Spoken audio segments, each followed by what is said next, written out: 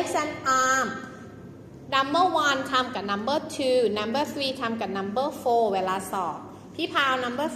3 โบเน่แอลฟา number 3 กับโฟแต่วันนี้ทำพร้อมกันก่อนเดี๋ยวเวลาไม่ทันถึงประมาณนี้ข่าวทรงตัวแน่นๆมือปิดไปที่ก้น